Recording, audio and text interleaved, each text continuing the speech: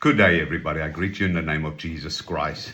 And we're reading out of Romans 12, verse 3. It says, "For by the grace given to me, I say to everyone among you, not to think of himself more highly than he ought to think, but to think with sober judgment, each according to the measure of faith that God has assigned."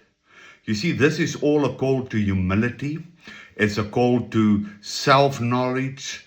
It's a call to sober discernment and honesty.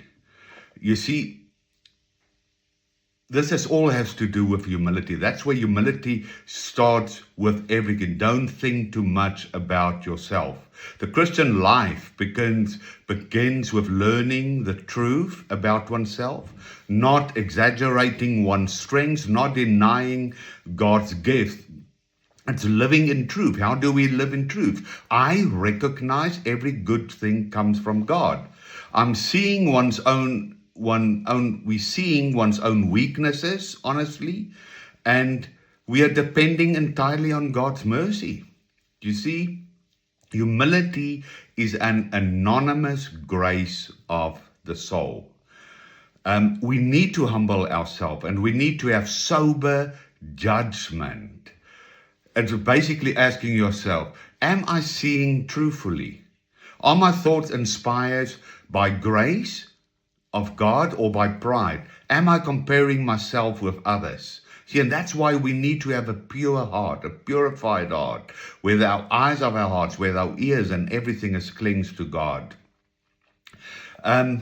God does not love certain people more than others. He gives everybody different gifts, different responsibilities, different opportunities to serve, and different times and seasons in your life. And we need to step into that in faith to grow in Christ, in His grace.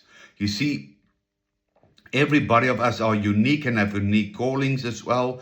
And we need to put an application to this humility, to this self-introspection and everything of this verse. We need to pray for humility every day. Thank God for every gift rather than taking credit for the gifts or rather than begging Him for gifts. Avoid comparing ourselves with other people. Receive correction without resentment. That's a big thing. We all love to hear the good things about us, but when we get correction, we take offenses. Serve quietly rather than seeking recognition. And entrust one's spiritual life to God with discernment and, where possible, the guidance of a spiritual father or your pastor, whoever there is. Humility is not thinking less of yourself. It's seeing yourself truthfully before God. If I had to summarize Romans 12, verse 3, it's an invitation to cultivate humble self-knowledge.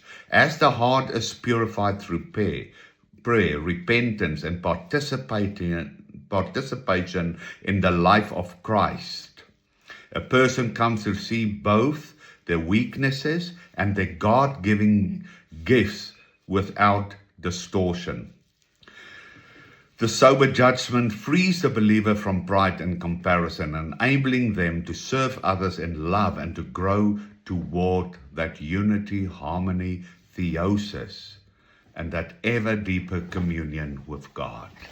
What a powerful verse, and what a verse for the season that we need to compare ourselves and look at our lives. Do we align to what Paul warns us about? I bless you in the name of Jesus Christ.